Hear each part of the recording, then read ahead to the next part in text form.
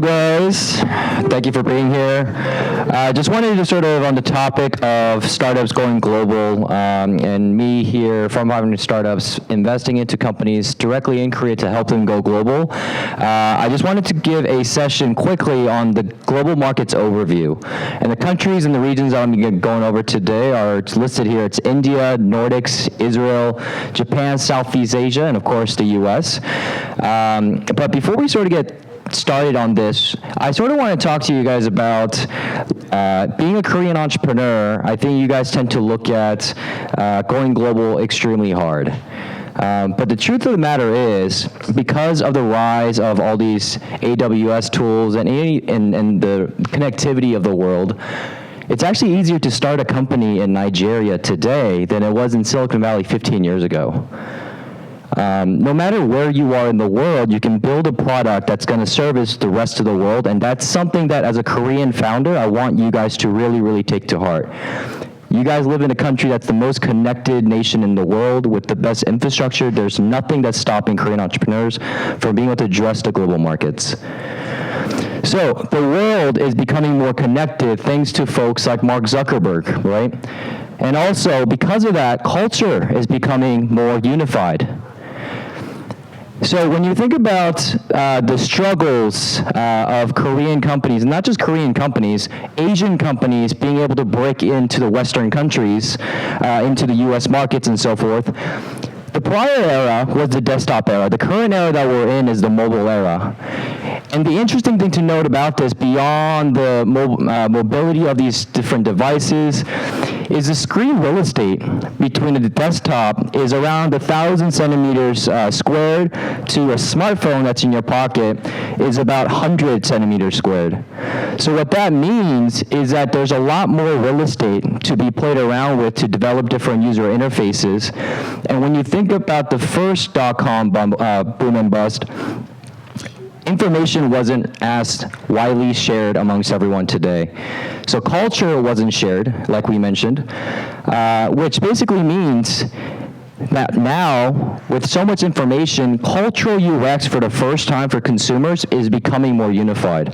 What I mean by that is before we use open web, HTML, CSS, and now we use a more rigid structure when we're developing applications using Android Studio and Xcode on the iOS. Visual example is this. This is the clearest representation of what an Asian product looks like versus a Western product that does the same exact thing. The current era, because of the Android Studios and the limited real estate, allows us to build products where WhatsApp and KakaoTalk still look very similar to one another, and cultural UX is becoming more unified. So because consumer UX is becoming unified, that's an advantage for the Korean founders to be able to go beyond the States. So I just want you guys to feel very happy, very enthusiastic as a Korean founder to be able to address that you're at a best time in your life, best time in the world that has ever seen, to be able to build a product that addresses the global needs. But each macro market is still unique. Not every country that you go to is going to be as connected as Korea. Not everywhere is going to have the smartphone penetration like Korea. Internet speeds aren't going to be as fast. Some countries don't use credit cards. And these macro market numbers all add into the fact of your success sort of metrics when it comes to entering different regions. So I want to spend the next about 25 minutes or so going over a very sort of brief overview of all the different regions and give you guys sort of a highlight region by region. It's that way, hopefully you guys will be able to see if you're working on a consumer sort of product, where different parts of the world that we're about to present, could you sort of bring those into? So just to give you a little background, 500 Startups, we invest all over the world. So in 5 years, we've invested in 1,300 companies in 50 different countries. So the data that I've collected here are the results of my fellow partners who have submitted the information telling us a little bit more about the regions that they're investing into.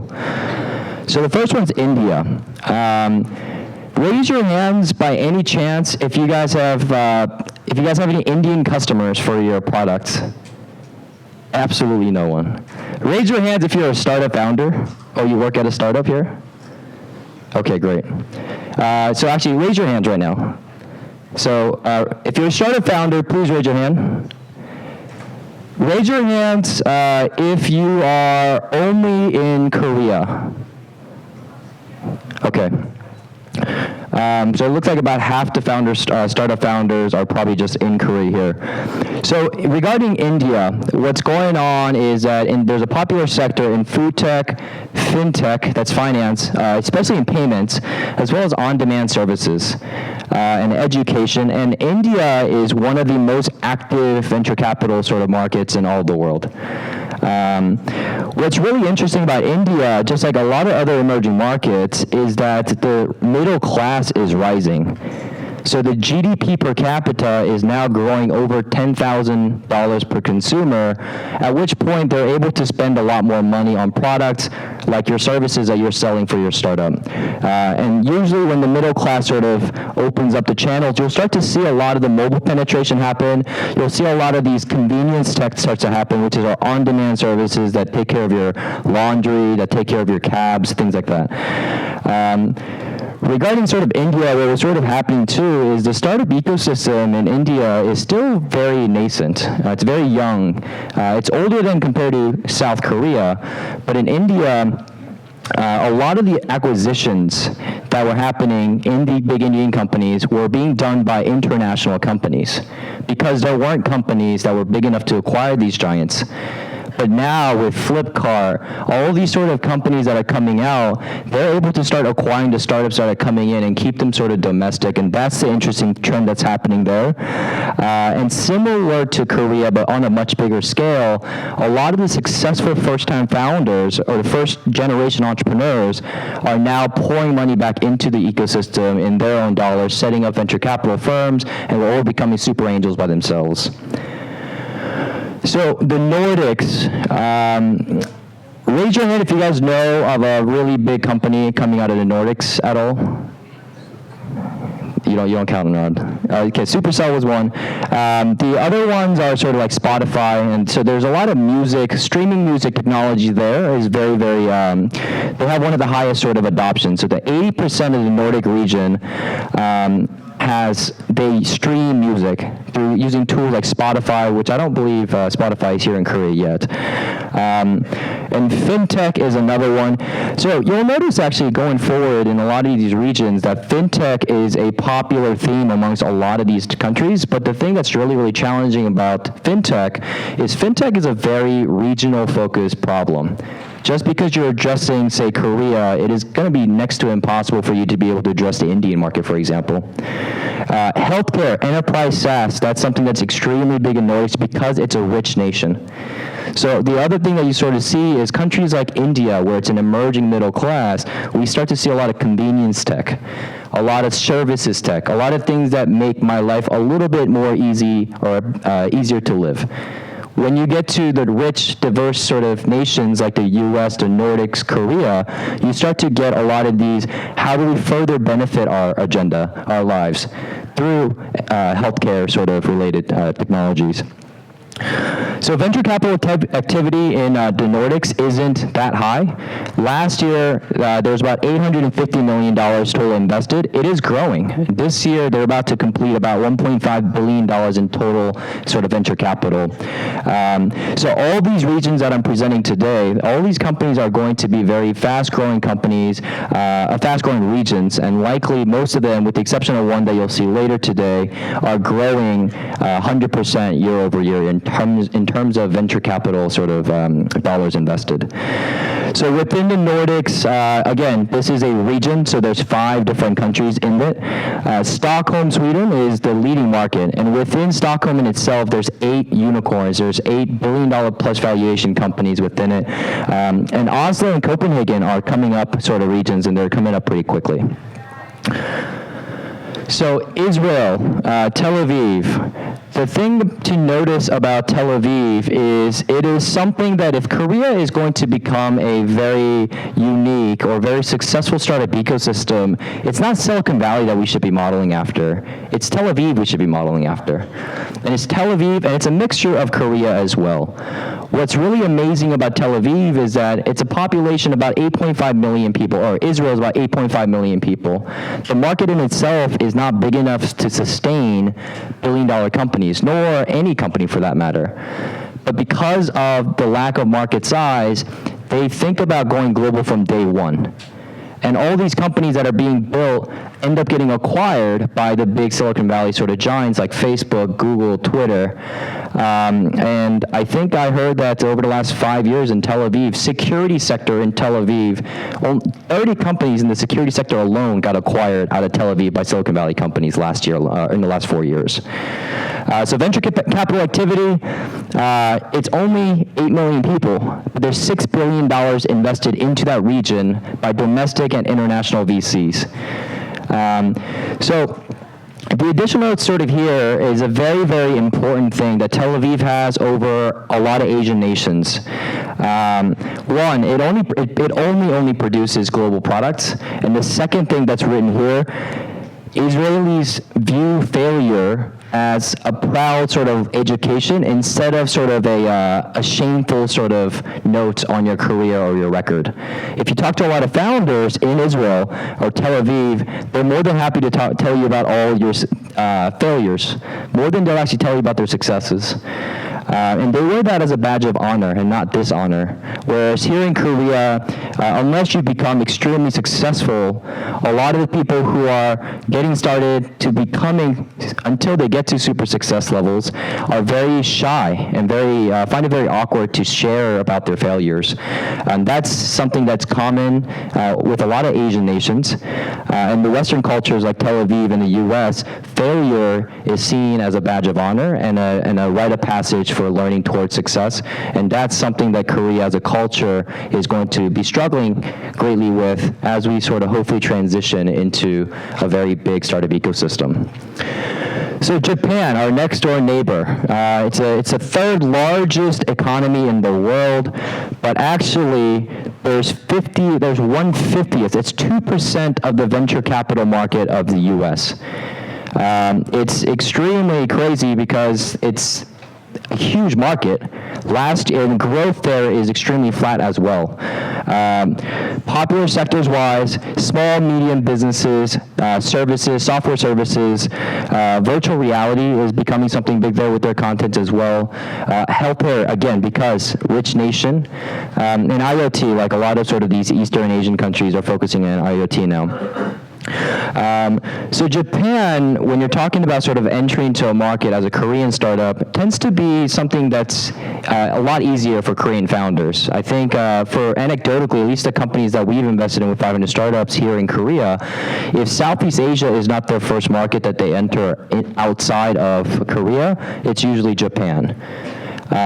So I think Japan, their culture is somewhat similar compared to a lot of other countries. So hopefully we'll see a lot more Korean companies going in there. And I think Japan as well, we'll start to see a lot of investments sort of pick up into Japan and the region in itself. And hopefully the ecosystem and startups there pick up pace again within the next couple of years or so. So Southeast Asia, Malaysia, Singapore, Philippines, Thailand, Vietnam, and I forgot one big one in there, it's Indonesia.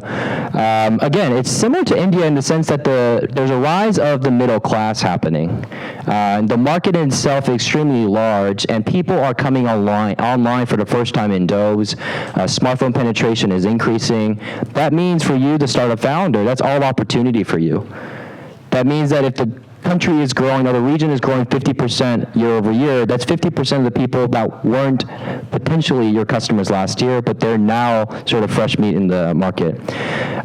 So I couldn't get any venture capital actually dollar amount. It's actually quite a bit, but it's grown really, really fast. 2014 was 250 companies that were funded through VC, and this year is about 400. And I think the years before this, it was even a lot lower than that. So Southeast Asia is growing extremely, extremely high.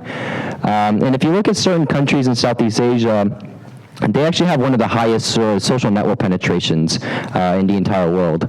And the thing that I wished, having gone to Southeast Asia and having had the chance to chat with our managing partner who manages our Southeast Asia fund there, and meeting some of the founders, the thing that I would wish for Korean founders to be able to take away from the Southeast Asian founders is that these Southeast Asian founders also think from day one, how do they address countries outside of their own country?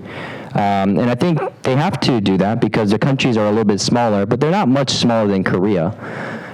So Southeast Asians, in my opinion, tend to think about that entire region, although they speak multiple different languages and have different cultures, they think of that as their market. And I hope that Korean founders, if it's not necessarily the US or the Western markets, I hope that Korean founders think about China, Japan, Taiwan, all sort of the Eastern Asian countries as the one market that we're going to be serving from day one as well. Of course, U.S. I think the popular sectors in the U.S. It's the most mature ecosystem when it comes to venture capital and startups. That it's basically anything you can name. It's popular because it's probably popular in the States. So consumer tech, small medium business, and enterprise SaaS, healthcare, education, basically everything there. Venture capital activity, it's growing, and last year there was $50 billion that were invested into the startup ecosystem through venture capital. Not angels. Angels were, I believe, $25 billion that was in, and the venture capital activity continues to pick up in the U.S. Most of this activity is obviously very highly concentrated in Silicon Valley and San Francisco, so the little Bay Area section within California takes up a lot of the different actions there. However, I know U.S. tends to be the most attractive places, or one of the most attractive places to enter into or break into as a Korean founder, but also U.S. happens to have one of the most expensive places to acquire a customer. Online, CAC, the cost of acquiring a customer, is the highest by far. And on top of that, hiring talent is extremely competitive. All the companies that's building products that you guys are using on your phones, chances are 75% of them are based in Silicon Valley or San Francisco. And imagine being a founder with $300,000 in the bank, moving from Korea to San Francisco to try to hire the best team that you can build out there, and you don't speak fluent English, you don't have that culture, it's going to be extremely, extremely hard to be able to bring all those folks in. So there are challenges, but obviously people go there because it's a very, very big market. The one thing I love about the U.S. too is it's a very diverse culture. U.S. in itself, it's almost the opposite of Korea. I look in this room and it's basically everyone has, like me, black colored hair, and we're all Korean. I think in the States, when you look at it, it's just culture's all different, background's all different, and that allows for you to build products that are widely accepted by everyone. And I think the reason why, and I think Eric Schmidt earlier today sort of mentioned this, the reason why I think U.S. has built so many products that end up addressing the global market is because the U.S. itself is such a diverse market. When you develop for the U.S., you're really developing for people abroad as well. So I think the topic, given that diversity topic was the first day of the sessions, I think diversity is something that you guys really, really should be looking into as a startup in Korea trying to go global. So I have this little slide here. You guys can take pictures of this. This is sort of a macro market sort of overview on everything I just talked about. Population-wise, if you look at the online population, you got India, obviously, and the U.S. sort of matching there. But what's really interesting is India is just 21% of the Indian population is online. That means 80%. That means about 800 million people have yet to be online in India. And that will probably happen over the next 10 years. Majority of those folks will come online for the very, very first time. Also, GDP per capita was what I was sort of talking about here. And if you look at sort of the Nordics and the US obviously have the highest sort of wealth, with Japan and Korea and Israel sort of being sort of the second level, developed country level. But the thing that's really interesting about Southeast Asia and India is if you guys are building something that's meant for the rise of the middle class, so convenience tech, payment tech, finance, it's a great time to go out there. A lot more people are coming online, and you can just see sort of the numbers here with India only having 19% smartphone penetration, and that number growing quite a bit as well. So all the deltas between the penetration here is just means opportunity from the years forward. And you don't want to be going in there when the companies are already, or those countries are already at penetration, already with high internet. Just go there first and be able to sort of build out that market and have that first mover's advantage. So we fund a lot of companies that sort of take advantage of Korea's futuristic infrastructure here. So as you can sort of see, Korea obviously by far leads the internet, average internet speed. That's actually 2013 average speed, so I believe it's up to 50 or 60 like that for Korea. When you build a product for Korea, what I have seen, what we have seen in the companies that we've invested in, especially when it comes to consumer tech, they have built products that's tailored for really fast internet connectivity, and really fast internet connectivity anywhere you go. I believe Korea has 95% Wi-Fi penetration in all of Korea, so you have an opportunity to be connected everywhere. And when you're connected, it's extremely fast internet. So when you're trying to build for the global market and you're building your product and thinking about thinking that the rest of the world is as connected as we are here in Korea, that is the biggest sort of mistake that some of our founders have made, and they have ended up spending several months and a lot of money in sort of retrofitting their product to fit for the rest of the market. Obviously, when you go to developed nations like US, Japan, Nordics, it might not be that much of an issue, but when you start to think about the rising sort of emerging market classes, that's going to be an extreme big difference that you guys have to take into consideration with. And I think that's also the reason why some of our most successful companies that are exporting products out of Korea happen to be e-commerce. You don't need fast internet providing speeds, but for consumer products, and hopefully some of you guys are building consumer products, those need to be fit and tailored towards the sort of local ecosystem when it comes to internet speed. So take that stuff into consideration.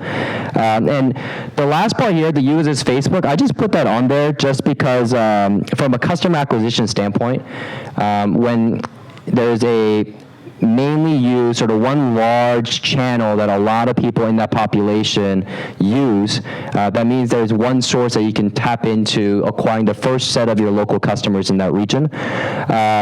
So most of the world uses Facebook quite a bit, turns out. Japan, I was really shocked to find that only 20% of Japanese actually use Facebook. But Nordics, Israel, Southeast Asia, US, everyone sort of uses Facebook quite a bit. So I think for you guys to test out where your product might work out in the future, I think those are sort of areas that you guys can look into just to tap in, get your first 1,000 customers or something like that there. So I know I'm a little ahead of time here, but I wanted to give you guys a little preview sort of, so we're going to have a fireside chat session come up here, a panel discussion, and we're going to be inviting some of our partners from different parts of the region. So we'll have Malaysia, Philippines, Turkey, and we'll also have Singapore represented.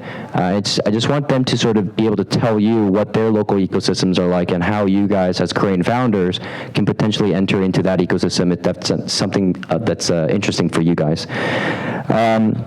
So anyways, in closing this up, I just wanted to sort of hopefully put some fire under your asses. I think Koreans, there's no reason, absolutely no freaking reason why we cannot represent the next wave of globally used products.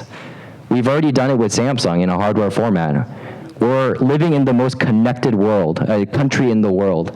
We're using the fastest internet speeds in the world. We have the highest mobile penetration in the world. This world that we live in here in Korea is the most futuristic market in the entire world when it comes to mobile culture and usage.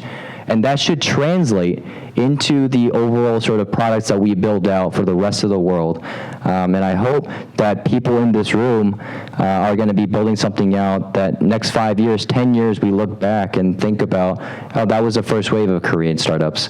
I sort of, my personal dream, being a Korean American and coming to Korea so often, I want to be able to invest into a company, maybe not always invest, but I want to be able to see a company, when I'm walking in San Francisco, when I'm living in San Francisco and just walking around the streets, I want to see a product that's used and developed by Korean companies, and it's used by white American people speaking English on Market Street. So hopefully that's going to be, that's close to some of your missions as well, and that's something that you guys aspire to do. But I mean, I'm just going to close it off. Just go build a product for the world. I believe that we can all do that, and I hope you guys you believe that as well. Thank you so much.